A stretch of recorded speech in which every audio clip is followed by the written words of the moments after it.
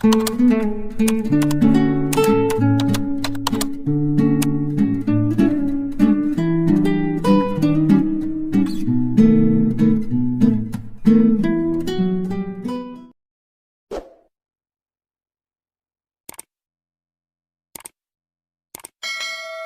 beses ko bang sasabihin sa'yo na isara mo ang gate na maayos? Dahil lalabas si Inday. Mahirap pa talagang intindihin yon? Mabilis na itinigil ni Arisa ang ginagawang pagtutupi ng damit at lumabas ng kwarto matapos marinig ang galit na boses ng kanyang mother-in-law sa sala. Inayos niya ang kanyang buhok at ang gusot na damit bago lumapit.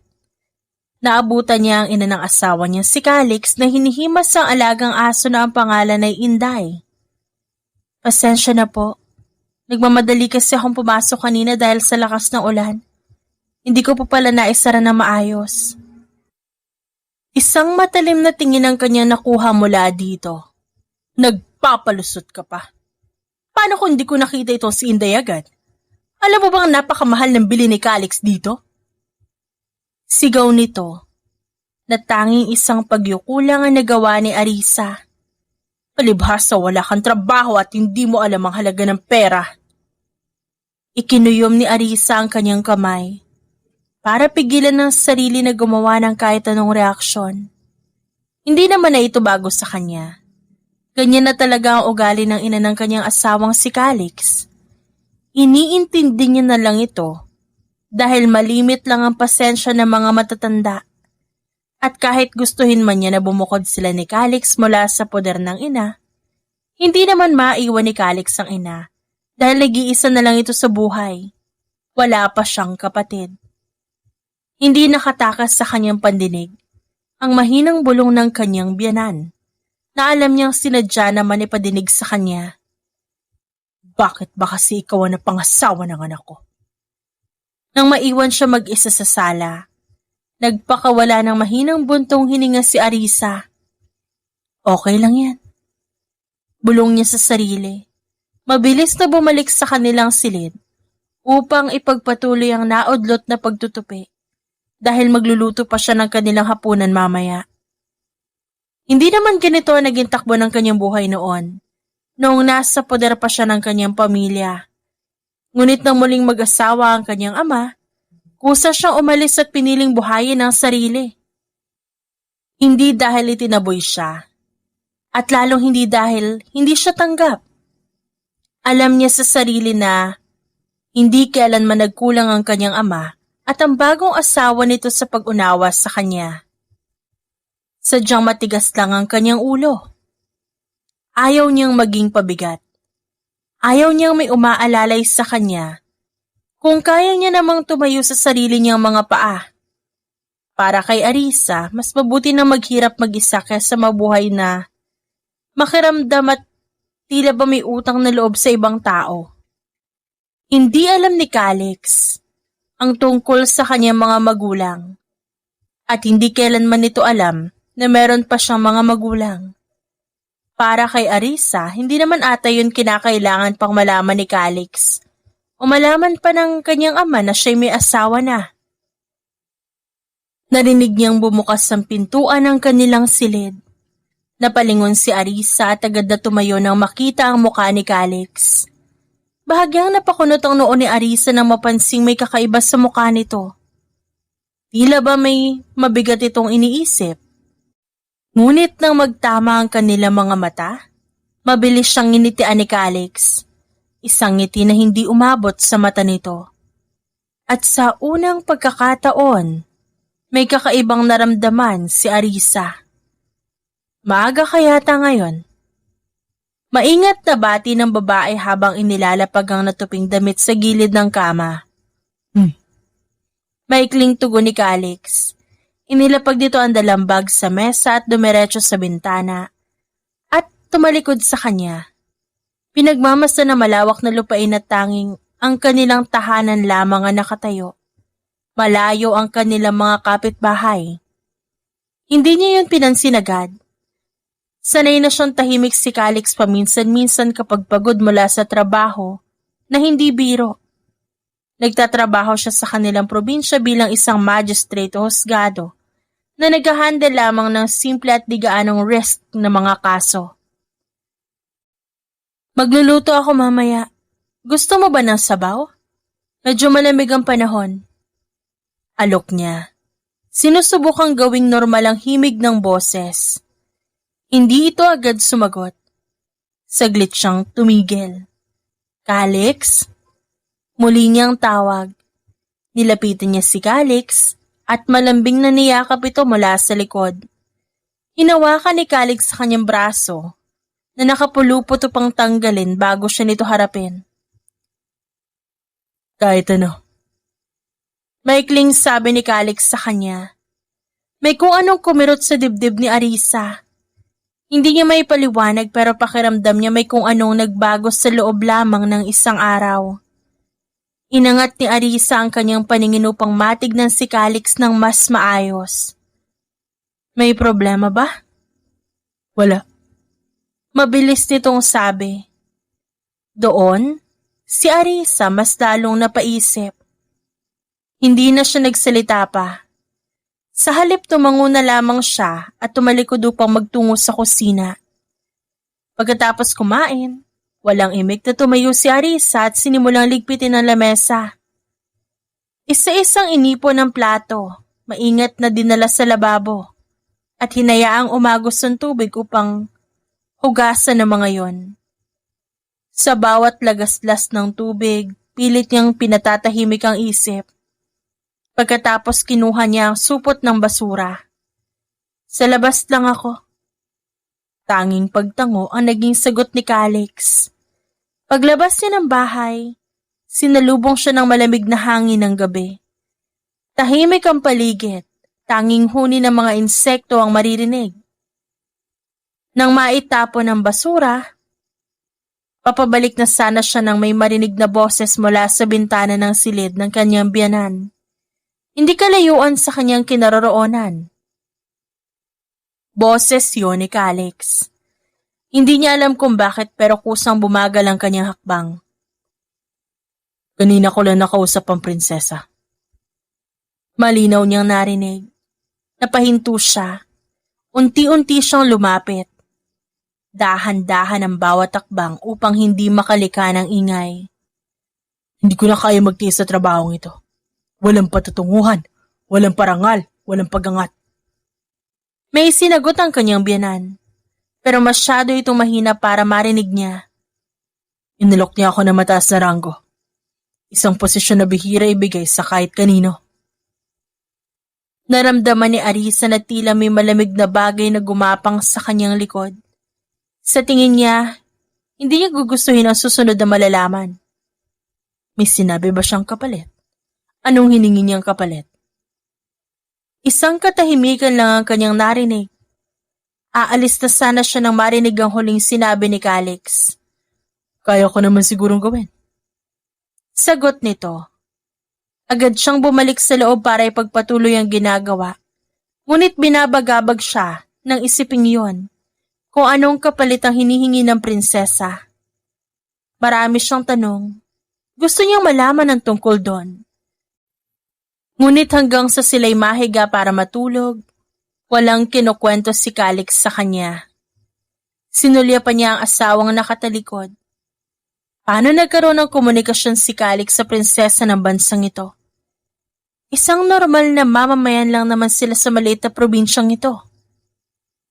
Bumuntong hininga si Arisa dahil mukha na naman siyang nagsiselos kahit wala naman dapat. Naalimpungatan si Arisa sa kalagitnaan ng gabi. Malakas ang buhos ng ulan sa bubong. Napabangon siya na mapansin ang bakanteng espasyo sa kanyang tabi.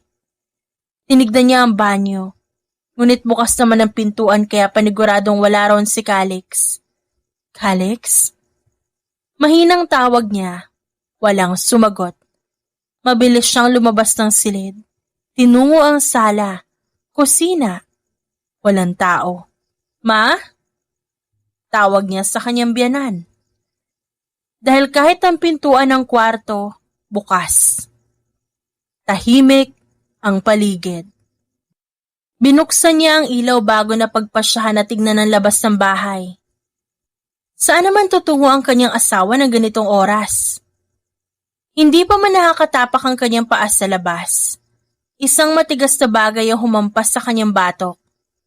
Napahandusay siya sa lupa, nanlabo ang kanyang paningin. Umiikot ang paligid, ngunit bago tuluyang magdilim ang kanyang paningin, malinaw niyang nakita kung sino ang may hawak ng kahoy. Ang kanyang biyanan. At si Calix na ang kanyang asawa na nasa likod nito. Nakatayo lang. Wala man lang ginawa. Walang pagtatangkang pigilan ng nangyayari. Unti-unting lumubog ang kanyang kamalayan sa dilim, kasabay ng tunog ng malakas na ulan. Mabigat na patak ng ulan ang unang bumungad kay Arisa na magkamalay siya. Hindi lang isa, dalawa, kundi ay sunod-sunod. Napangiwi siya sa sakit. Parang binibiyak ang kanyang ulo. Lalo na ang batok na tila may humampas pa ring matigas na bagay sa bawat tibok ng kanyang puso. Dahan-dahan niyang iminulat ang mga mata. Dilim, ulan, putik. At saka lang niya napagtanto na nakahiga pala siya sa lupa. Pinilit niya igalaw ang kamay, ngunit may kung anong pumipigil sa kanya. Mabigat, siksik, basa. Ano to? Nahihirapan niyang sabi. Nanlaki ang mga mata ni Arisa nang maiangat niya ang paningin. Nandun si Calix, hawak ang isang pala at binubuhusan ang katawan ni Arisa ng lupa. Anong ginagawa mo? Ililibing mo ba ako ng buhay? Galit na sigaw ni Arisa sa asawang hindi niya aakalain na magagawa ang bagay na yun sa kanya. Hindi man lang ito sumagot. Calix! Nagsimulang pumasok ang lupa sa bibig ni Arisa sa kanyang ilong. Ubo siya ng ubo. Pilit na iniiling ang ulo upang makalanghap ng hangin. Calix, pakiusap. Pero wala. Tanging ulan at tunog ng pala ang kanyang naririnig. At sa sandaling yon, doon niya na tuluyang naunawaan kung anong kapalit na hinihingi ng prinsesa. Bago tuluyang matabunan ng kanyang paningin, walang emosyon si Calix na humarap sa kanya at yun ang kanyang nakita. May pumatak na tubig sa mukha nito, pero hindi. Imposibleng umiiyak ito kung ganito ang ginawa ni Calix sa sariling asawa. Napabalikwas siya ng bangon. Nanginginig at nangingilabot. Hinawakan niya ang hinihingal na dibdib. Pakiramdam niya, tumakbo siya na ilang kilometro. Naramdaman niya ang iba't ibang kirot sa kanyang buong katawan. Hindi niya agad naunawaan kung nasan siya. Amoy dahon at lumang mga kahoy. Nang igalaw niya ang ulo, napangiwi siya sa sakit ng kanyang batok. Dahan-dahan. Isang mahinhin na boses ang kanyang narinig. Nilingon niya ang isang sulok ng silid. Isang babaeng nakaupo sa tabi niya, abala sa ginagawa nitong pagtatahi. Sa kabilang gilid may isa pang babaeng naghahalo ng dinikdik na dahon sa isang mangkok. Nasaan ako? Ligtas ka. Ako si Grace. Siya si Alice, kaibigan ko. Napapikit si Arisa. Pilit inaalala ang huling nangyari. Napansin naman yun ni Grace. Alam namin na nangyari, kami ang kumuha sa'yo doon. Naguluhan siya. Paano? Nagkatinginan sina Grace at Alice. Galing kami sa kagubatan nun. Naghahanap kami ng halamang gamot. Natuto na kasing manggamot si Grace kaya madalas kaming maghanap ng mga kailangan niya. Marahan ay pinagpatuloy ni Grace ang sinabi ni Alice. Habang pauwi kami nakita namin siya. Yung lalaki. Naunawaan naman ni Arisa. Si Calix. Bitbit ka niya, wala kang malay. Kala namin nung una may nangyari lang sa'yo. Pero nagtago kami nang makitang dumiretso siya sa bakanting lupa malapit sa ilog. Nanigas ang katawan ni Arisa. Nag-alala kami kasi baka kung anong posibleng gawin ng isang lalaki sa isang babaeng walang malay sa kalagitnaan ng gabi. At doon namin nakita kung paano kanya inilapag sa hukay at kung paano kanya tinabunan ng lupa. Napapikit si Arisa. Bumalik sa kanya ang pakiramdam ng lupang pumapasok sa kanyang bibig. Hinintay namin makaalis siya. Ayaw ko sana makaalam kasi kami nito ni Grace, hindi naman talaga sumasali sa ganung gulo eh. Pero itong kaibigan ko, pinilit niya ako sinabihan na kailangan mong matulungan. Kaya wala na ako nagawa kundi sundan siya sa paghuhukay. Puno ng pasasalamat na tinignan ni Arisa si Grace na ngayon ay nakangiti lang sa kanya. Ang gaan ng ngiting binibigay nito.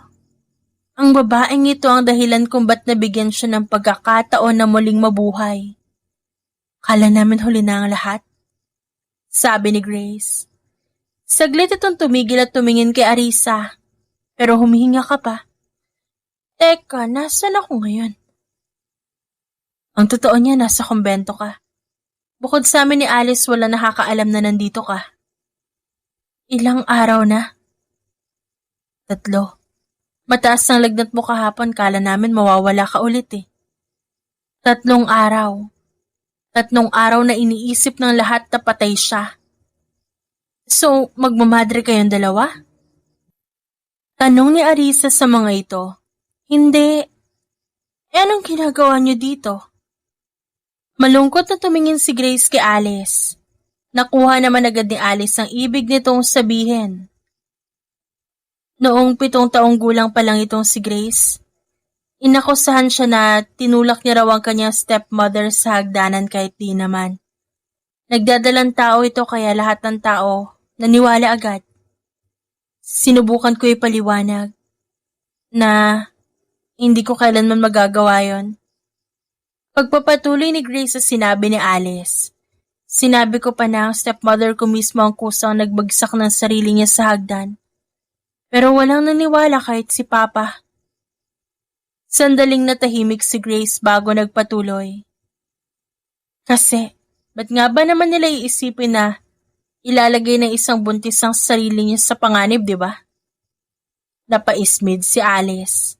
Siyempre, ang walang hiya mong stepmother lang ang kayang gumawa nun, no? Ilang taon ka na ngayon? 19 years old na ako. Napanganga si Arisa sa nakuhang sagot. Pinadala ka rito ng ganito katagal? Wala man lang silang balak na ibalik ka? Ikaw Alice, matagal ka na rin ba dito? Kinupkup ako ni Grace at nagtrabaho ako sa kanila bilang katulong. Magkaedad lang kami. Kaya nung pinadala siya rito para magtino, sumama na lang din ako. Umiling si Grace. Hindi ko alam kung anong sinasabi ng stepmother ko sa kanila para tuluyan nila ako makalimutan. Pero matagal ko ng plano.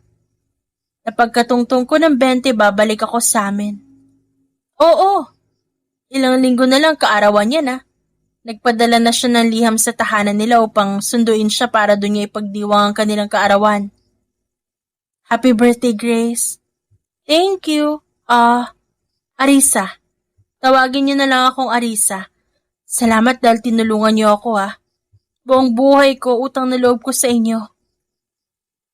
Naku, hindi. Kahit sino naman siguro ng tao na makasaksi sa nangyari. Pareho din ang gagawin. Tama.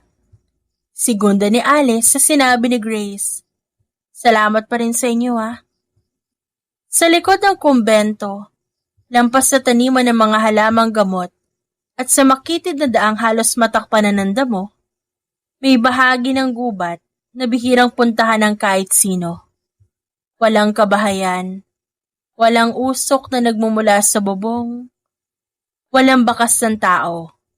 Tanging tunog ng mga ibon, lagaslas ng dahon at hangin na sumasayaw sa pagitan ng matatandang puno. Doon, sa ilalim ng malalapad na sanga ng mga kahoy, may isang maliit na kubong gawa sa pinagtagpi-tagping kahoy at yero. Isang bahay-bahayan na minsan ginawa ni na Grace bilang taguan tuwing gusto nilang mapag-isa. Doon pansamantalang nanirahan si Arisa. Pinangakuan siya ni Grace na kapag makakabalik si Grace sa kanilang tahanan, dadalhin siya nito at bibigyan ng panibagong katauhan. Sinabi naman ni Arisa na magtatrabaho siya roon bilang isang katulong ni Grace, kahit maliit man ang bayad. Hindi ito madaling mapansin mula sa daan. Kailangan mong dumaan sa makapal na halaman at sundan ng halos di na makitang bakas ng yapak upang marating doon. Para itong lihim na lugar na sadyang itinago ng gubat mula sa mundo. Araw-araw, palihim na dinadalhan si Arisa ni Grace at Alice ng pagkain, tubig at halamang gamot. At sa bawat araw na lumilipas, unti-unting bumabalik ang lakas ng kanyang katawan. Isang gabi, sa gitna ng makapal na dilim at malamig na hangin ng gubat, muling palihim na umalis sina Grace at Alice sa kumbento. Bitbit nila ang maliit na supot na pagkain at bagong dinikdik na halamang gamot para kay Arisa. Sanay na sila sa daang yon, sa pag-iwas sa mga sanga, sa pag-apak sa tuyong dahon na walang ingay. Ngunit sa pagbabalik nila sa kumbento, hindi nila napansin ang aninong naghihintay sa tarangkahan. Nahuli sila. Mahigpit ang patakaran sa kumbento. Walang maaaring lumabas sa oras ng gabi nang walang pahintulot. At ang kaparusahan ay pisikal. Pinapila silang dalawa sa gitna ng bakuran. Hawak ng madre ang mahabang pamalo. 50 bawat isa. Napatayo si Alice sa takot. Ngunit bago pa man magsimula, agad na humakbang si Grace. Ako na lang po ang tatanggap. Ako ho ang nagaya. Ako lang po ang may kasalanan. Grace, ano ba? Ngunit hindi siya pinansin nito. Sa akin na po ang parusa. Sandaling nag-isip ang madre bago tumango. Matagal niyang hinihintay ang ganitong pagkakataon. Palihim na ipinagbili ng stepmother ni Grace sa kanya noon pa. Hanapan ang dahilan ng dalaga upang tuluyang maparusahan habang nasa loob ng kumbento. Isang pagkakamali lamang ang kailangan. At ngayong gabi ibinigay yun ni Grace sa kanya. Hindi umimik si Grace. Hindi sumigaw. Kinagat niya ang labi at tiniis ang bawat sakit na dumadapos sa kanyang likuran. Sa ika-50, nanginginig na ang kanyang mga tuhod. Halos hindi na niya maramdaman ang likod. Sakit at pamamanhid na lang ang natitira. Ngunit hindi pa ito tapos. Maawa na kayo, tama na! Umiiyak na sigaw ni Alice sa gilid. Pilit lumalapit ngunit hinahawakan ng kapwa niya estudyante dito sa kumbento. Ang tunog ng pamalo tumatamas sa laman. At ang pakiusap ni Alice ang tanging pumupuno sa malamig na hangin ng gabi. Sa bawat hampas, mas lalong lumalalim ang katahimikan ni Grace. Hindi dahil matapang siya, kundi dahil unti-unti na siyang nauubusan ng lakas para umimik. Kinabukasan, bago pa tuluyang sumikat ang araw, naramdaman ni Arisa ang kakaibang bigat sa dibdib. Hinahak niya ang makitid na daan pabalik sa kumbento. Pagdating niya roon, nagtaka siya. Tahimik ang paligid. Walang madre. Walang tao sa bakuran. Bukas ang tarangkahan ngunit tila iniwan ang lugar. Doon niya naalala. May mga araw na sabay-sabay lumalabas sa mga madre at ang mga dalaga para sa gawain sa labas ng kumbento. Pero kung bukas ibig sabihin may naiwan. Mabilis siyang pumasok. Sa loob, nadatnan niya si Alice na nakaupo sa gilid ng kama habang hawak ang kamay ni Grace na nakadapa. Nang makita siya ni Alice, nanlaki ang mga mata nito. Arisa? Doon lang niya nakita ang kalagayan ni Grace. Namamaga ang likod. May mga marka ng pamalo na bakas kahit natatakpan ng tela. Maputla ang mukha nito at mabigat ang paghinga. At sa sandaling yon, may kung anong malamig na galit ang tahimik na nabuo sa loob ni Arisa. Anong ginawa nila sa'yo? Halos pabulong niyang sabi, ngunit ramdam ang panginginig sa boses. Napayuko si Alice. Nahuli kami kagabi pagbalik namin galing sa'yo. Hindi nagsalita si Arisa. Tanging ang mabigat niyang paghinga ang maririnig sa silid. Papaluin sa katawan kapag lalabag sa isa sa mga patakaran. Binigyan kami ng tig-5 pero inako ni Grace ng lahat. Mahigpit na napakuyom ang kamay ni Arisa. Tumingin siya kay Grace. Kahit walang malay, tila bakas pa rin sa mukha nito ang pilit na pagtitiis. Unti-unting umupo si Arisa sa gilid ng kama. Maingat na hinawakan ang kamay ni Grace. Grace. Pilit na iminulat ni Grace ang 2 mata at matamlay siya nitong initian. Namumutla na ito at walang tigil sa pag-agos ang pawis sa noo. Huwag mong iisipin na kasalanan mo ang lahat ng ito, ate. Natunaw ang puso ni Arisa sa narinig. Sa unang pagkakataon tinawag siya nitong ate. Hindi ito ang unang beses na tumakas kami. Kahit nung di pa tayo magkakilala. Ngayon masyado lang kami naging tanga kaya nahuli kami. Sunod-sunod na pag-iling ang ginawa ni Arisa. Hindi, huwag ka mag-alala. Huwag ka muna magsalita, tatawagan ko ang magulang mo para makuha ka na nila dito at magamot. Akmang aalis na sana si Arisa pero mahigpit na hinawakan ni Grace ang kanyang kamay. Ate, gawan mo ko ng pabor. Agad na tumango si Arisa. Sabi mo sa akin kahit ano pa yan gagawin ko. Sobra sa 1 dekada ako nanirahan sa kumbento. Ang pamilya ko parang tinuring na nila akong isang patay. Bukod sa mga tao dito, walang nakakaalam kung ano ang kalagayan ko. Walang lakas na tinuro ni Grace ang ibabaw ng mesa sa tabi ng kama. Yan ang kwintas na binigay sa akin ni Mama at Lola. Sapat na ito para makumbinsi sila. Ate, pakiusap. Kunin mo yan, hanapin mo si Papa at sabihin mong wala akong ginawang mali. Grace? Napatingin si Arisa sa kwintas na hawak at kay Grace. Sabihin mo sa kanila, nagalit ako. Galit ako sa kanila sa pamilyang yon. Kahit papunta man ako sa impyerno ngayon, isusumpa akong mamumuhay sila na puno ng kasawian. Unti-unting nanlamig ang kamay na hawak ni Arisa. Isang malamig na pakiramdam ang gumapang mula sa kanyang palad, papunta sa kanyang dibdib. Grace! Walang tugon. Grace! Mas malakas na tawag ni Alice, habang niyuyug-yug ang balikat. Grace, gising, pakiusap! Ngunit nanatiling nakapikit ang mga mata ni Grace.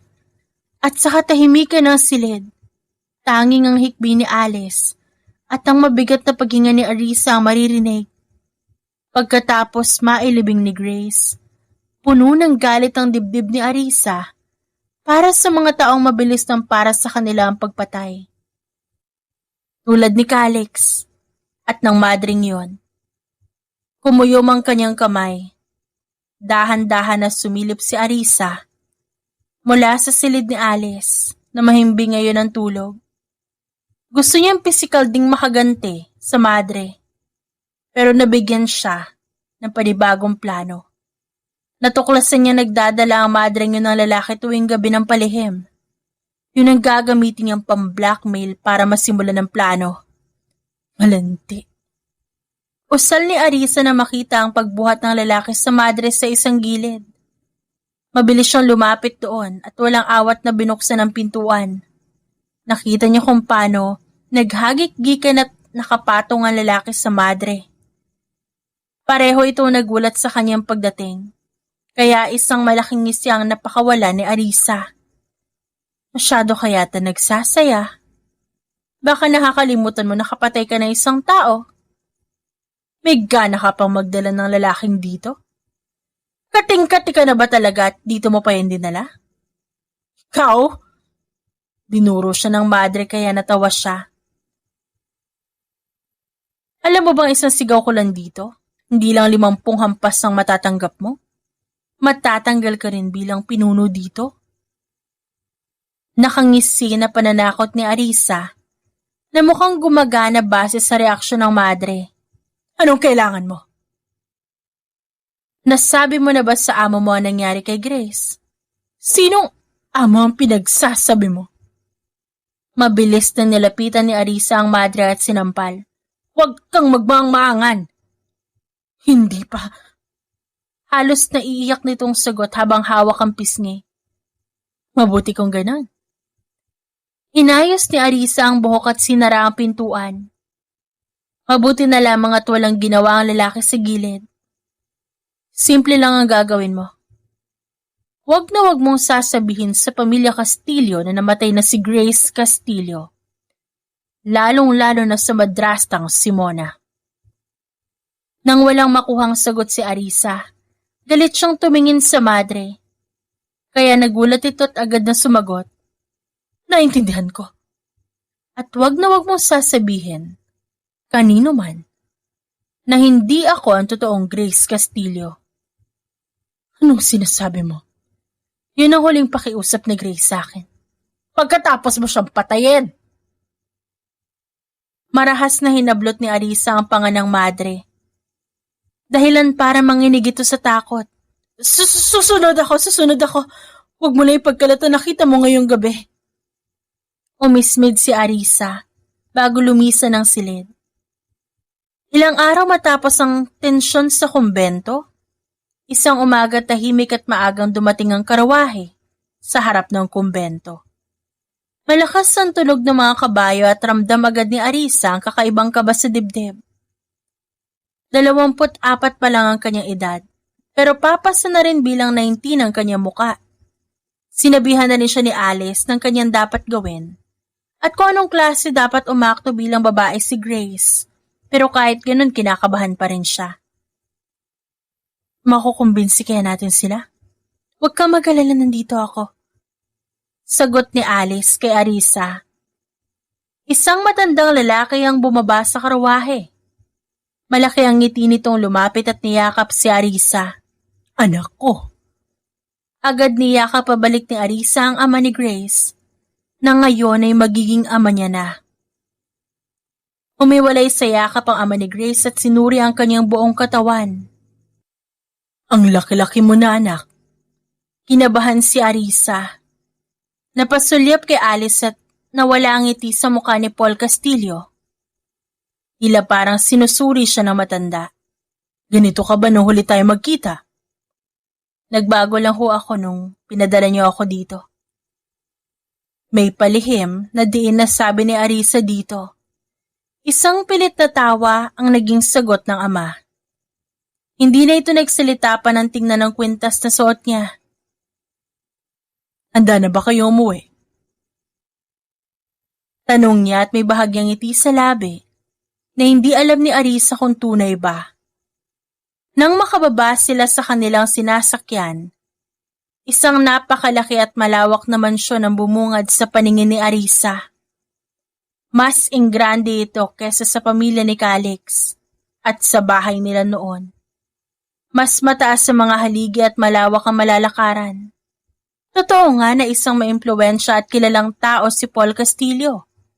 Kagaya ng sinabi ni Alice.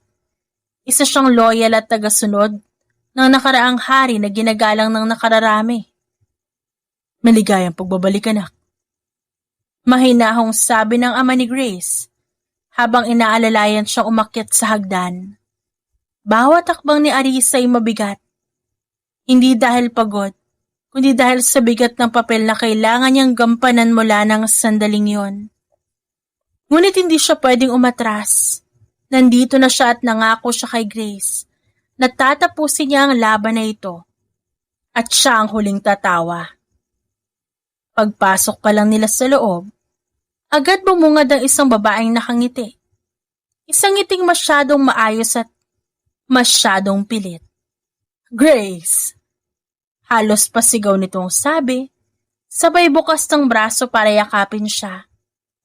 Ang sabi ni Alice sa kanya, ito si Mona, ang madrasta ni Grace, ang babaeng dahilan kung ba't napunta si Grace sa kumbento at ang dahilan ng pagkamatay nito. Sa unang tingin pa lang, alam na agad ni Arisa na ito ang klase ng babaeng kayang magpanggap na napakagaling. Malambing ang boses, maamo ang muka, ngunit malamig ang mga mata. Buti naman at nakabalik ka na. Miss na miss ka na namin dito sa bahay. Sabi nito habang marahang hinahaplos ang kanyang buhok. Pinilit ni Arisa na ngumiti. Isang inosenteng ngiti. Isang ngiting dapat ay pag-aari ni Grace. Namiss ko rin po kayo. Sagot niya sa mahinang tinig. Sa gilid ng kanyang mata napansin niya ang bahagyang panlilisik ng tingin ni Mona kay Alice. Tila nagbabantay. Tila sinusukat kung may nalalaman ba ito. Ito nga pala ang kapatid mo si Martha. Hinawakan ni Mona ang kamay ng batang babaeng nasa likod. Hi, Ate Grace. Pinigilan ni Arisa ang pagngisi. Dahil sa klase ng pagbati ng bata. Manas na nanay. Usal ni Arisa sa isipan. Ngunit bago pa makapagsalita ulit si Mona, isang mahinang boses ang narinig mula sa loob. Si Grace ba yun? Napalingon silang lahat. Mula sa dulo ng sala, unti-unting lumapit ang isang matandang babaeng may tungkod. Mabagal ang lakad ngunit matalim at malinaw ang mga mata. Ang lola ni Grace. Ayon kay Alice, paboritong apo si Grace dahil ito lang ang nag-iisang babae noon. Ngayon na may nakababatang babaeng kapatid na si Grace, hindi alam ni Alice kung pareho pa rin ba ang pakikitungo ng matanda. Pagkakita pa lang kay Arisa, agad ito napangiti. Isang ngiting walang bahid ng pagpapanggap. Halika nga rito sa lola mo. Lumapit si Arisa. Sa unang pagkakataon mula nang magsimula ang kanyang pagpapanggap, may kakaibang init siyang naramdaman. Hinawakan na matanda ang kanyang kamay at marahang pinisilyon. Ikaw na ba ito? Napakalaki mo na. Alam kong hindi naging madali ang mga taon mo roon. Napatigil si Mona. Halatang hindi nito gusto ang tono ng matanda. Ma, wag na po nating balikan ang bagay na yon. Ngunit hindi ito pinansin ng lola. Tingnan mo ako, Grace.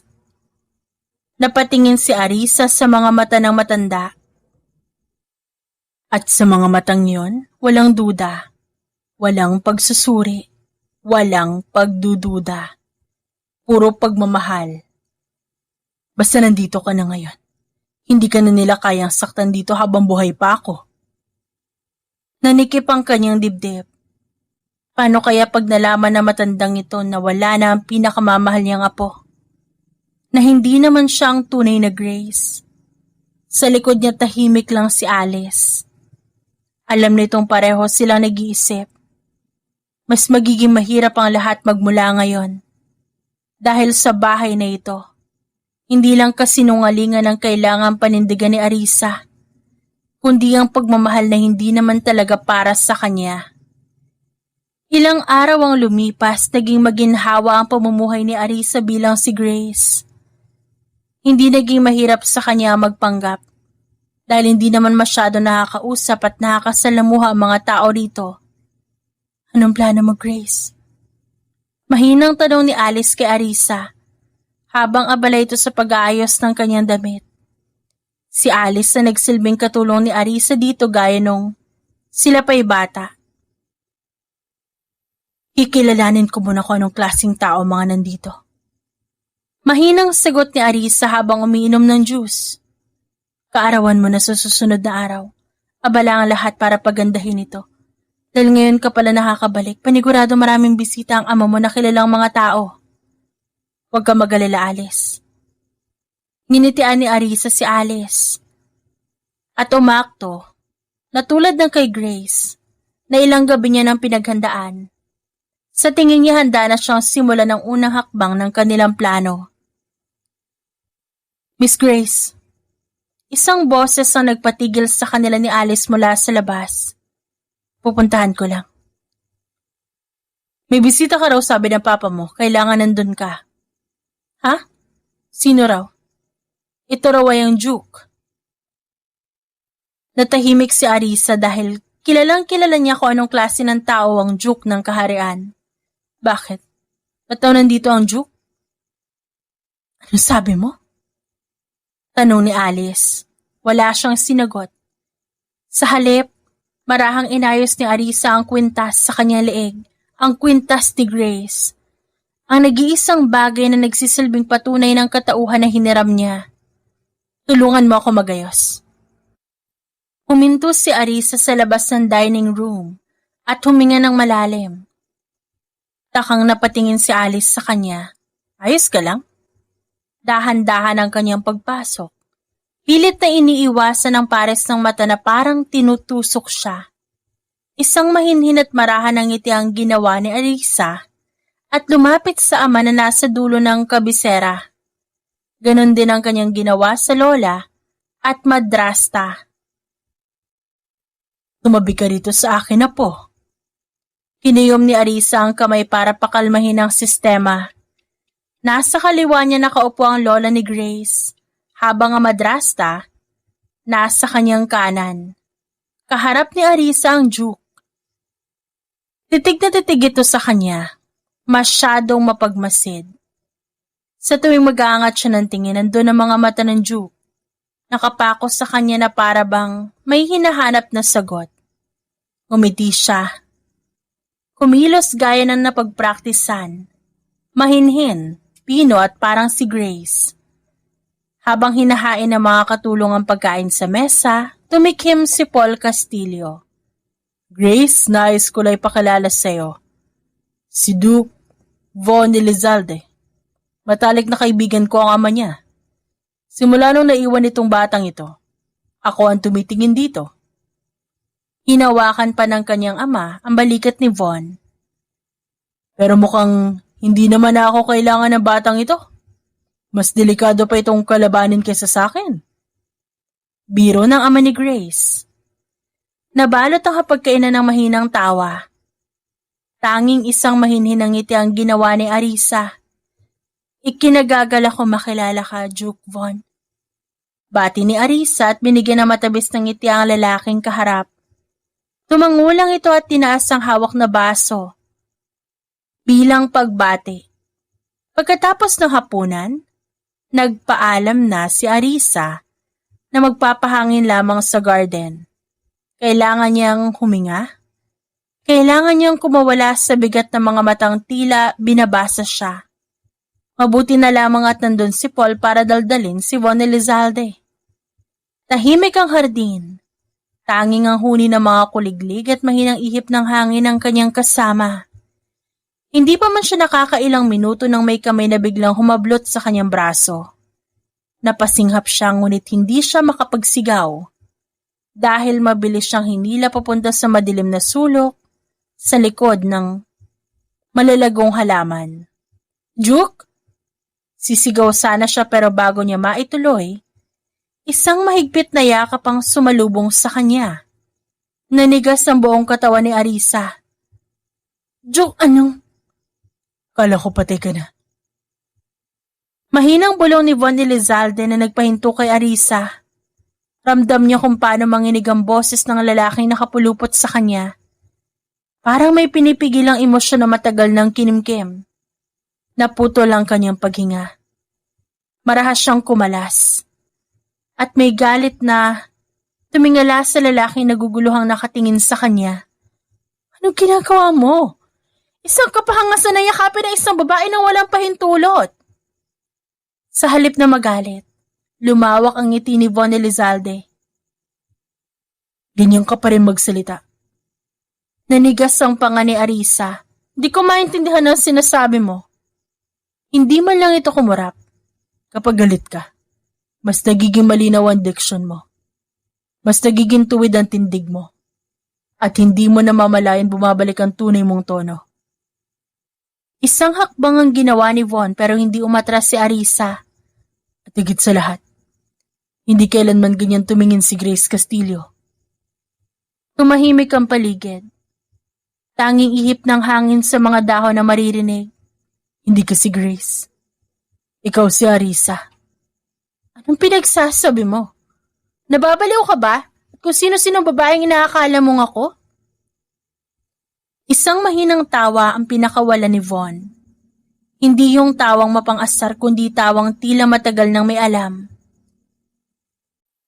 Simula na makuha ko ang titulo bilang Duke, Palihim na pinagkatiwala sa akin ni Paul Castillo ang pagbabantay sa anak niya si Grace. Kilala ko siya. Kilala ko kung sino siya. At alam ko ang tunay na nangyari sa kanya. Napalunok si Arisa sa sinabi ni Von. At anong gagawin mo kung ganun? Mas lalong lumapit si Von kay Arisa at sa pangalawang pagkakataon niyakap siya ng mahigpit ng lalaki. Pumunta ako ngayong gabi para ibunyag kung sino nagpapanggap na Grace.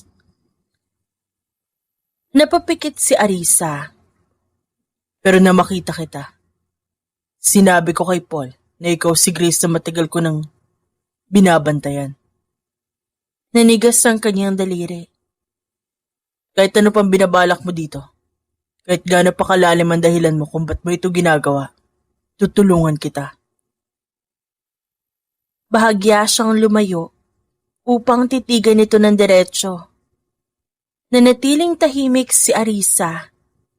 Hindi na siya kumawala sa pagkakayakap nito maya-maya. Hindi na rin siya nagsalita para itanggi pa.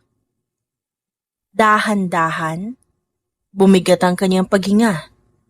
Von, pinatay ako ng asawa ko. Diretso niyang sabi. Naramdaman niya kung paano mas sumigpit ang yakap ni Von sa kanya dahil sa narinig nito. Hindi niya pinaganda ang kwento.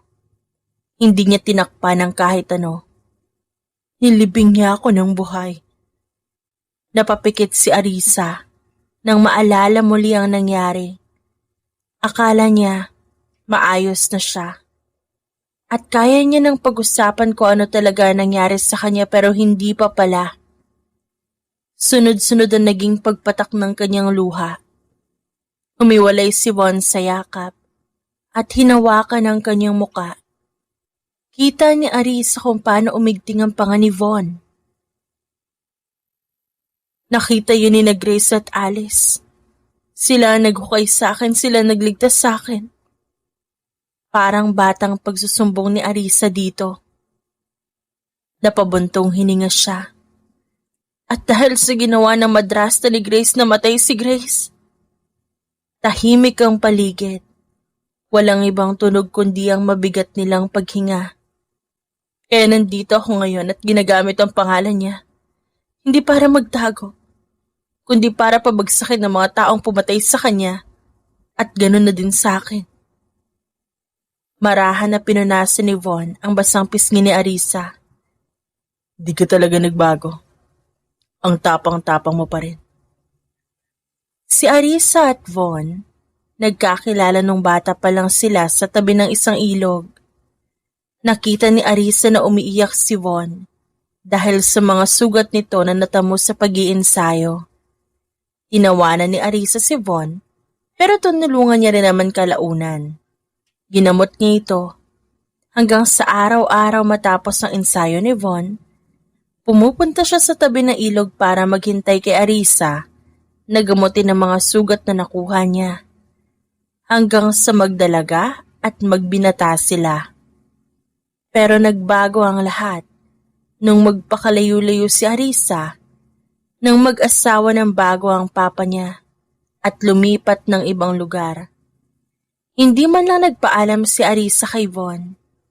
Bagamat ganoon, palihim na iniingatan ni Von ang kapakanan ni Arisa. Binabantayan mula sa mga panganib. Ang mga pangyayari sa buhay ni Arisa, nalalaman ni Von kahit ang pag-aasawa nito. Nasaktan si Von dahil matagal niya nang gusto si Arisa pero wala siyang nagawa. Para sa kanya, mas mahalaga ang kasiyahan ng dalaga. Kaya noong abala siya sa ibang bagay, ang sunod na nabalitaan niya na lang ay ang libing ni Arisa. Nag-alab ang galit niya. Maraming tanong sa isip niya. Ngayong narito na sa harapan niya ang babaeng mahal niya, na inakala ng lahat ay patay na. Ang mga alaala ng kanilang pagkabata, palitan ng ngiti, at mga pangarap na ang kininang babae biglang bumabalik. Kasabay ng matinding damdamin ng ligaya, pangangalaga, at galit sa lahat ng nagbanta kay Arisa noon. Bakit po, Mama? Tanong ni Arisa pagpasok sa living room. Tinawag raw siya ng madrasta ni Grace. Wala naman siya magagawa, kundi sumunod. Nasasabi ka na ba sa kaarawan mo? Meron ka na bang maisusuot? Sabi ni Papa, sasabihan ko lang po siya kapag handa na ako mamili na isusuot. Talaga? Tumayo si Mona para lapitan siya. Hinawakan nito ang kanyang kamay at hinaplos. Pasasamahan na lang kita kay Alice papunta sa bayan. May nakausap na ako roon. Maganda ang mga damit na gawa niya. Dahan-dahan ang umiti si Arisa. Sa isip niya mukhang nagsisimula na naman ang binabalak nitong si Mona sa kanya. At sigurado siyang hindi yun maganda. Habang naghihintay ng kanilang masasakyan si Alice at Arisa, tinignan niya ito. Ano sa tingin mo ang binabalak niya? Tanong ni Arisa kay Alice na nagkibit balikat. Masyado maraming kasamaan ang pumapasok sa utak ng babaeng yun. Hindi na ako magugulat kung haharangin tayo sa daan o maaaksidente tayo. Palihim nang umisi si Arisa sa sinabi ni Alice. Alam na agad nito ang sagot sa tanong. Akmang sasakay na sana si Arisa at Alice sa sasakyan, nang biglang may isang magarbong sasakyan ang pumarada sa harapan nila. Nahigit ni Arisa ang hininga nang makitang bumaba si Von doon. Hindi niya alam na ganito kakisig at kagwapo ang lalaking nakilala niya noon. Pinilig niya ang ulo dahil kung ano-ano na naman ang kanyang naiisip. Joke, bati ni Alice kay Von. Hindi pinaalam ni Arisa na magkakilala sila ni Von kay Alice. Sa tingin niya hindi pa tamang panahon. Saan kayo pupunta? Nakangiting tanong ni Von kay Arisa. Napasulyap si Arisa sandali kay Alice. May pagtataka na itong nakatingin sa kanilang dalawa. Joke. Sandaling huminto si Arisa at pinandilatan ng palihim si Von. Kaya na po namin pumunta doon. Hindi natin alam kung anong mangyayari sa inyo sa daan. Napatingin si Arisa sa driver na nakatayo sa likuran. Biglaan na lamang itong yumuko na magtama ang kanilang paningin. May plano nga sila. Tahimik si Arisa hanggang makarating sa paggawaan ng mga damit. Hindi naman kasi niya makakausap na maayos si Von, lalo na nandito si Alice. Sa kabilang banda, inis na binagsak ni Mona ang damit na binuborda nang marinig ang sinabi ng driver na kanyang inutusan. Ano sabi mo? Ba't hindi mo pinigilan ng joke? Pasensya na po, madam. Kilala niyo naman kung anong klaseng tao siya. Ayaw ko pong humadlang sa kanya. Inis na napapadyak si Mona dahil hindi natuloy ang naisip niyang plano. Anong nilaso ng babaeng yun? Para samahan siya ng Duke. Ilang araw pa lang siya dito pero kung ano-ano nang ginagawa. Inis na sabi ni Mona. Dumating ang kaarawan ni Grace. Ang araw ng kaarawan ni Grace ay parang pista sa mansyon ng mga Kastilyo. Ang maiimpluwensyang mga panauhin na inimbita ni Paul Castillo ay nagtipon-tipon. Sa entablado nakaupo si Arisa bilang Grace. Nasa gilid naman ng entablado si Alice na handa kung sakaling may kailangan siya. Anak, napalingon si Arisa sa ama nang tawagin siya nito. Samahan mo akong batiin ang mga panauhin natin sa labas. Sabi nito, may halo ng pananabik at pagmamalaki. Nakangiti si Arisa, maayos ang postura. At sumama sa ama. Si Alice ay tahimik sa kanyang likuran. Laging handang sumalo o tumulong kung kailangan. Hindi niya kilala ang karamihan sa mga panauhin. Kaya pinipilit niya lang na magpakita ng natural na kagandahang asal. Hanggang sa isang boses ang nagpatigil sa kanya. Ginoong Paul. Isang boses na nagpahinto kay Arisa. Isang boses ng taong matagal na niyang hinihintay at nais harapin. Calix! Bati pabalik na naman ni Grace. Nakita ni Arisa kung paano naputol ng ngiti ni Calix at kung paano namutla mukha nito. Ang pagkabiglay masyadong halata. Mabuti naman at nakadalo ka sa kaarawan nitong anak kong si Grace. Masigasig na sabi ni Paul, habang inaakbayan si Arisa. Si Arisa ay mahinahon ng umiti. Hindi pinapakita ang anumang pagkilala kay Calix. Sinisigurado niya na ang pagtingin niya kay Calix ay kontrolado. Si Alice bahagyang napangiti. Alam ang plano ni Arisa at dahan-dahang humawak sa braso ng kaibigan para magbigay ng suporta. Nang mapansin ni Arisa na walang balak magsalita si Calix, nginitian niya ito. Magandang hapon, Ginoo. Mabuti naman at nakarating kayo sa kaarawan ko. Napangiti si Calix ngunit may bahagyang pag-aalangan. Ramdam ni Arisa ang tensyon sa katawan nito at ang mga matang nakatingin sa kanya ay may halong pagkabigla at takot. Namamalikmata ba siya? O totoong nakikita niya mukha ng asawa niyang pinatay niya? Si Calix bahagyang yumuko sa pagbati. Magandang gabi rin, Grace. Sagot niya. Maayos ang tinig at bahagyang may pagkababa ang boses. Habang magkasalubong ang kanilang palad sa pagbati, bahagya niyang naramdaman ang panginginig ng kamay ni Calix. Tuluyan ang napabitaw si Arisa sa kamay ni Calix nang isang pamilyar na boses ang tumagos sa ingay ng mga bisita. Napahinto siya. Napatingala siya kay Von Elizalde na dahan-dahang lumalapit sa kanila. Nakasuot ito ng formal na damit at magandang-maganda ang postura. Bawat kilos sa titig niya ay nasisiguro sa paligid na ang kapangyarihan ng Duke ay halata. Ramdam ng lahat, lalo na ni Calix, na hindi basta-basta makakalapit sa kanya ang sinuman. Kahit ang pamamaalam ni Calix para pumasok ng tuluyan sa loob ng kanilang bahay mag-ama, hindi niya na pinansin. Maligayang kaarawan, Grace. Nakahinga ng maluwag si Arisa. Sa presensya ni Von, naaalala niya ang dating kakilala, kaibigan, at ang lihim na tagapagbantay sa kanyang buhay. Ang tensyon sa pagitan niya at ni Calix bahagyang napawi kahit panandalian lamang.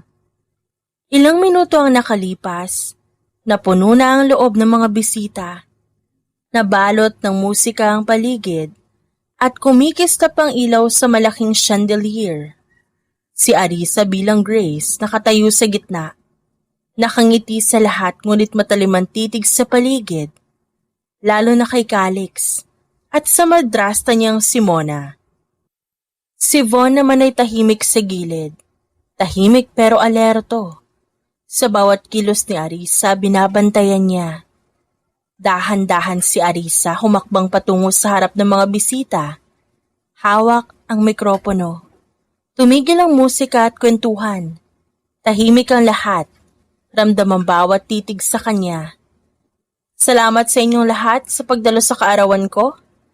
Ngunit may ilang bagay po ako nais ipaalam at sana'y pakinggan niyo ng maigi. Napatingin sa kanya ang lahat. May halong pananabik at kuryosidad. Nung bata pa ako, pininiwalaan ng maling tao sa halip na ako. Dagdag niya at tinutukoy ang stepmother na matagal nang nanliling lang sa lahat. Pininiwalaan ng lahat ang isang kwento na mas madaling paniwalaan kesa sa katotohanang masakit tanggapin. Isang 7 taong gulang na bata ang nagsabing wala siyang kasalanan. Pero mas pinili niyong paniwalaan ng isang buntis na babae na umiiyak at nagsusumbong. Sinubukan ko ipaliwanag noon, paulit-ulit. Pero walang nakinig. Wala ni isang nagtanong kung ano ang totoo. Napalunok si Mona sa kaba. Pero hindi niya ito pinahalata na makitang sumulyap si Paul sa kanya. Nasiyahan siya na pinadala ako sa kumbento. Hindi para magtino, kundi para tuluyan akong mawala. Nabalot ng bulungan ng paligid. Ang ama ni Grace at ang lola ay nagtaka kung anong pinagsasabi ngayon sa harapan ng mga bisita ng kanilang nagbabalik na anak at apo sa kaarawan pa nito. Habang ako'y nabubulok doon, ang babaeng dahilan ng lahat ay nanatili dito. Namuhay ng komportable. Pinalaki ang anak na ginawang panakip sa kasalanan niya. Sinulyapan ni Arisa si Martha. Walang kasalanan ng batang yon, pero naging ebidensya siya ng kasinungalingan na pilit yung tinakpan. Alam niyo kung ano mas masakit kaysa sa maparusahan ng walang kasalanan? Yung maramdaman mong hindi ka pinili ng sarili mong pamilya para lang sa ikakabuti ng isang babae. Isang babaeng binalot ang buong katawan ng kasakiman at kasinungalingan. Usal ni Arisa at hinarap ng maayos si Mona na ngayon ay nalilisik na ang dalawang mga mata. Hindi alam kung ano ekspresyon na ipahikita sa muka. At ikaw yun, Mona. Ang lahat ng atensyon napunta kay Mona na hindi alam kung anong sasabihin at tila nanigas na lang sa kinauupuan. Mona, anong sinasabi nito ni Grace? Tanong ng lola ni Grace dito. Bumuka ang bibig ni Mona pero walang lumalabas na salita. Bago pa siya makapagsalita, isang pamilyar na boses ang pumagitna, dahilan para mapangisi si Mona ng palihim. Nandito na ang kanyang pinaplano. Tahimik na humakbang ang madre sa gitna patungo sa unahan. Hinarap niya ang mesa kung saan nakaupo ang pamilya Castillo. May kailangan lang ho akong linawin tungkol sa totoong nangyari kay Grace Castillo. Hindi siya ang totoong Grace. Malakas niyang binitawan. Tumigil sandali upang masigurong naririnig ng lahat. Mas lalong lumawak ang ngiti ni Mona sa narinig. Magkahalong pagkagulat at naguguluhang reaksyon ay pinakita ng lahat. Lalong-lalo na ang pamilya ni Grace. Anong sinasabi mo? Pag-akto ni Mona. Kahit sa loob niya, nasisiyahan na siya sa mangyayari. Sa tingin niya ngayong nawala na sa mundo ang totoong Grace, mas madaling niya na lang ipapatapon ang nagpanggap bilang Grace. Nilihim lang niya ang kanyang sarili para protektahan ang sarili niya. Pinilit ay ipakita ang katauhan ni Grace para itama ang nagawa niyang pagkakamali. Bahagyang natahimik si Mona sa kanyang kinauupuan. Ngayon naguguluhan na siya sa sinabi ng madre. Wala naman ito sa pinag-usapan nilang plano. Hindi po. Hindi siya ang may kasalanan. Si Mona ang may kasalanan kung bakit nawala si Grace, kung ba't siya napunta sa panganib at kung ba't ang lahat ay naniwala sa maling kwento. Namula si Mona. Hindi makapaniwala. Anong sinasabi mo? Sa pagkakataong ito, nawala na ang kanyang pagpapanggap. Nabalot ng takot ang kanyang muka. Tahimik na napangisi si Arisa sa isang tabi. At sinulyapan si Von na prente lang na nakaupo sa upuan. Tinaas ni Von ang hawak na baso bago ininom ang laman para itago ang kumawalang malaking ngisi sa labi. Kundi dahil kay Von, hindi magiging magaan ang pagpaplano niya. Sinabi niya sa akin na kapag may pagkakataon, humanap ako ng dahilan para maparusahan si Grace. Sinabi niyo na mas mabuti pang tuluyan na siyang mawala kaysa bumalik sa pamilyang ito. At noong gabing pinarusahan ko siya ng sobra, yun ang huling gabing nakita ko siyang buhay. Nanlamig ang paligid. Mabilis nilang nilingon si Grace na nakatayo sa entablado. Nasa kanilang isipan, kung wala na si Grace, sino ang nakatayo doon? Sinungaling ka! Sigaw ni Mona. Hinawakan niya ang braso ni Paul at may binulong dito para magpaawa. Pero inalis lamang ng matandang lalaki ang pagkakahawak nito.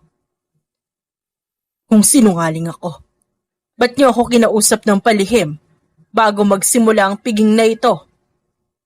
Ba't niyo sinabi sa akin na ibunyag na hindi siya ang totoong Grace? Doon niya napagtanto. Naloko siya. Dahan-dahang tumayo si Von mula sa kanyang kinauupuan. Hindi niya kailangang itaas ang boses para marinig. Dahil alam naming susubukan mo iligtas ang sarili mo sa pamamagitan ng pagsira sa kanya. Tahimik ang bawat takbang ni Von habang lumalapit sa kinaroroonan ni Arisa. Mas lalong tumaas ang tensyon. Mas lalong kinabahan ng lahat sa mga susunod na mangyayari. Dahil nakisali na ang duke. Ang Duke na kinatatakutan ng karamihan. Kaya hinayaan ka namin mag-isip. Nakakampi mo ang madring ito. Napalunok ang ama ni Grace. Samantala si Arisa ay tahimik lang na nakatayo. Walang emosyon na mukha pero ang mga matay mabigat. Kung totoo ang lahat ng ito, nasaan ang ebidensya ninyo? Nanginginig ang boses na tanong ng ama ni Grace. Isang mabigat na katahimikan ang bumalot sa bulwagan. Parang yun na lang ang huling pag-asa na hinahawakan niya, na baka sakaling puro salita lang ang lahat. Dahan-dahang tumingin si Von kay Arisa bago siya ang sumagot. Hindi kami pupunta rito ng walang dala, Paul. Ikinumpas niya ang kamay at may 2 tauhan na lumapit. May dalang kahon ng mga dokumento at ilang lumang gamit. Ito ang medical record ng asawa ninyo nung gabing nahulog siya sa hagdan. Nakasulat dito na ang tama ng katawan ay hindi tugma sa pagkakatulak pababa. Mas tugma ito sa kusa at harapang pagbagsak. Namumutla ang mukha ng ama ni Grace habang binubuklat yon. At ito naman, ang tala ng madre tungkol sa mga utos na natanggap niya sa loob ng mga taon na nasa kumbento si Grace. Napatingin ang lahat sa madre. Natahimik na tumango. Lahat ng parusa, lahat ng dahilan, lahat ng ulat ay pirmado niya. Dahan-dahan na lumingon si Von at halos mawala ng dugo. Si Mona sa muka, napaatras pa ito. Peke yan! Peke lahat ng yan! Ngunit hindi siya pinapansin. Lumapit si Alice, hawak ang maliit na kwintas. At ito? Ito ang kwintas sa suot ni Grace. Nung gabing halos hindi na siya makahinga matapos ang parusa. Dugo pa niya ang nasa likod nito. Napahawak ang ama ni Grace sa ulo.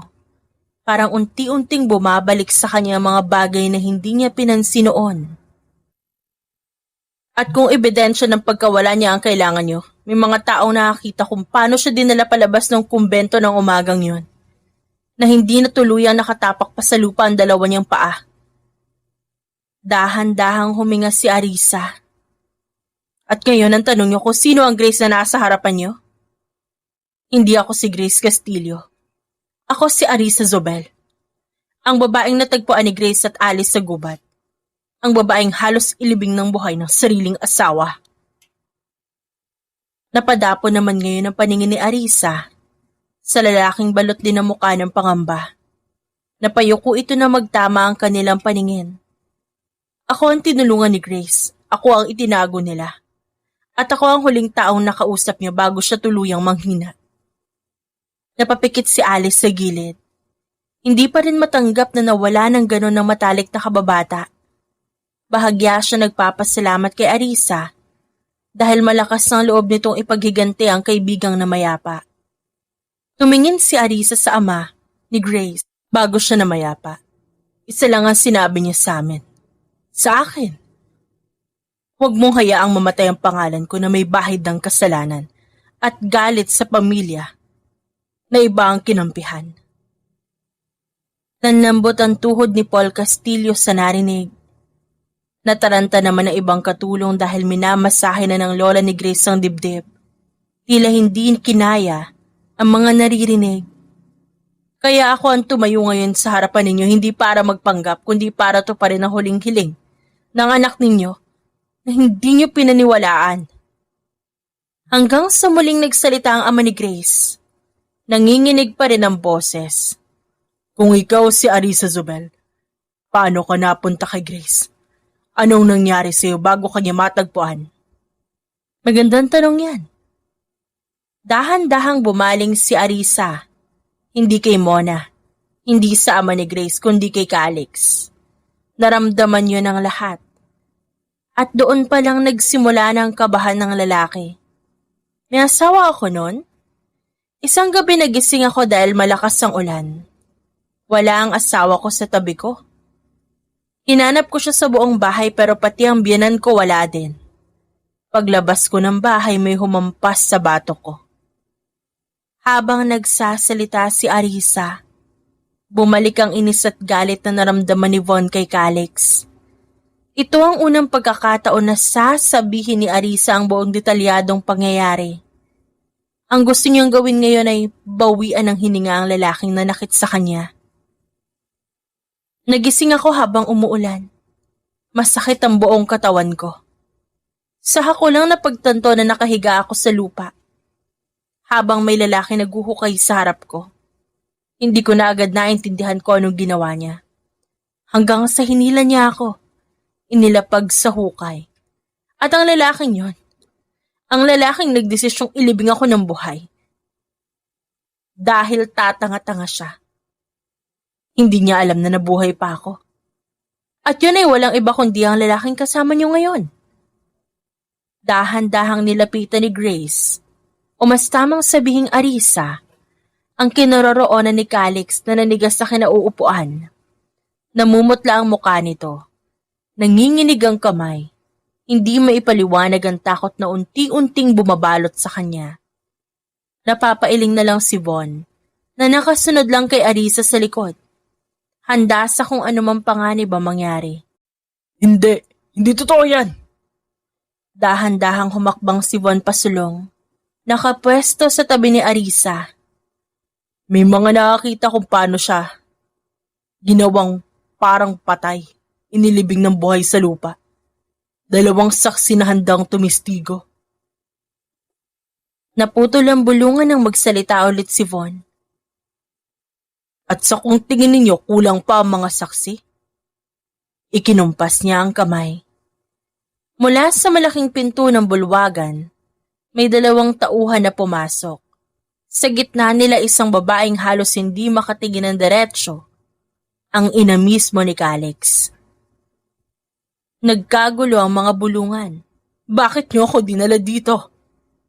Nanginginig ang boses ng ginang. Nagpanting ang 2 tenga ni Calix nang marinig ang boses at agad na palingon. Ma! Hindi niya naitago ang takot sa muka. Hindi namin siya pinilit magsalita.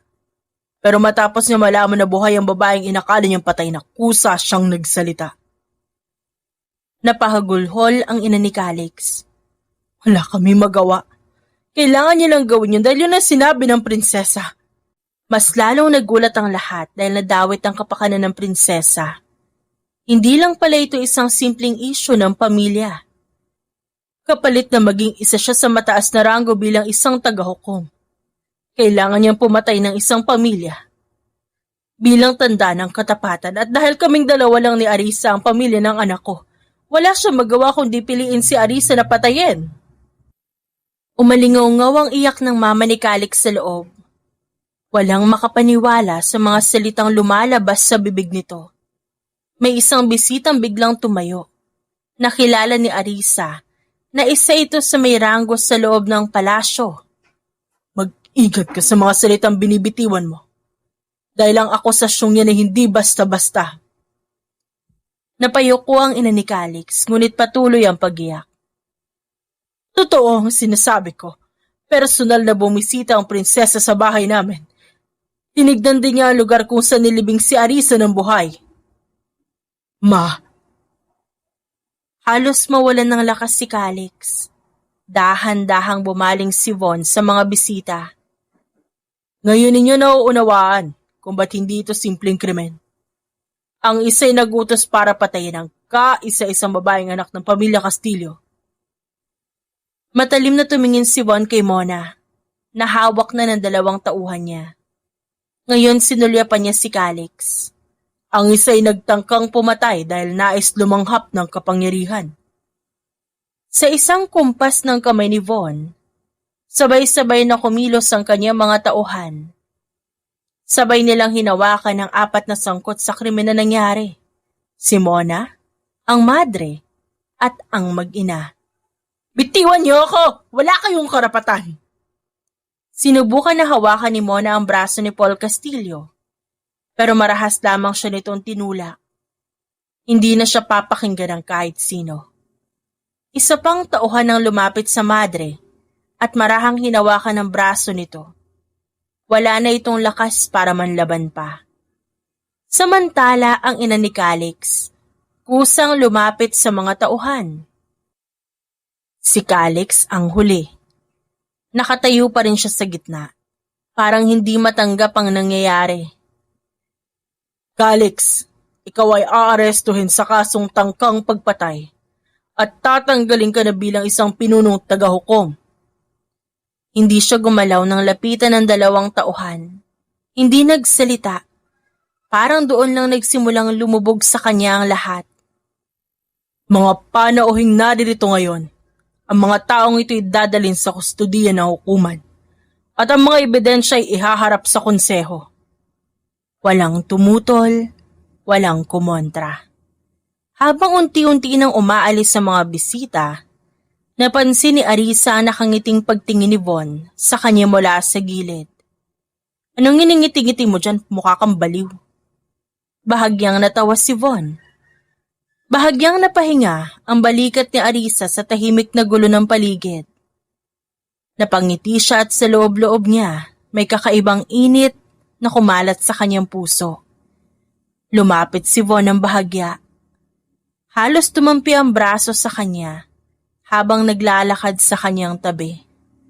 Baliw pero mahal mo naman.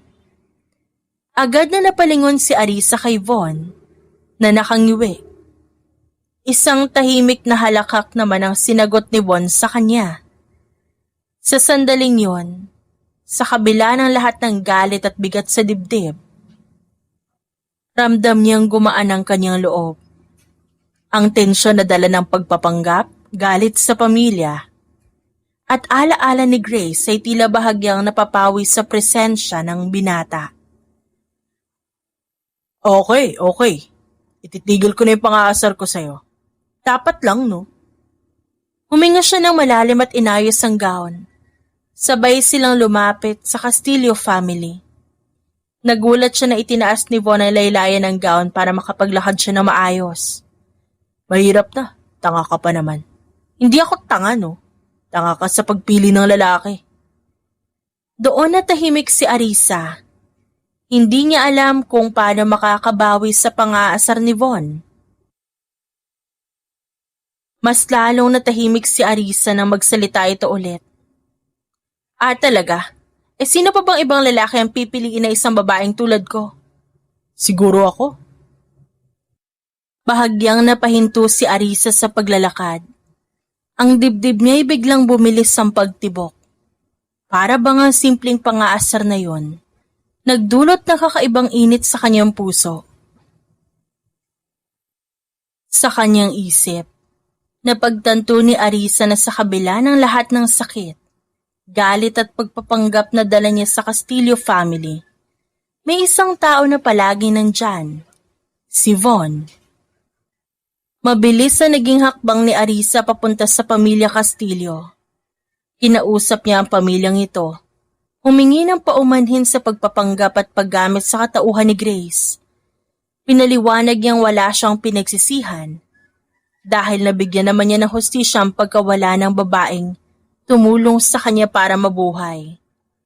Natupad din ang hiling nitong ipaabot ang mensaheng gustong ipaabot ni Grace sa pamilya niya. Sa paglipas ng mga araw, unti-unting bumalik sa normal ang takbo ng buhay ni Arisa. Sa tulong ni Von, nakabalik siya sa poder ng kanyang pamilya.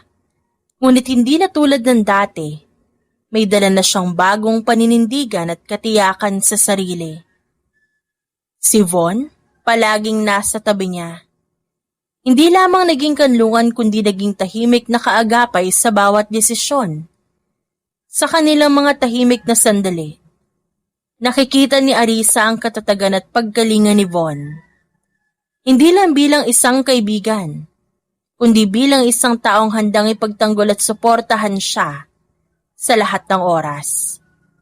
Habang nakatayo si Arisa sa tabi ng malaking bintana, naramdaman niya ang mahigpit ngunit banayad na hawak sa balikat. Arisa, Mahina ngunit may katiyakan na tinig ang sumalubong sa kanya. Lumiko si Arisa at sa harap niya nakatayo si Von. May ngiting nakakaakit at mga matang puno ng damdamin.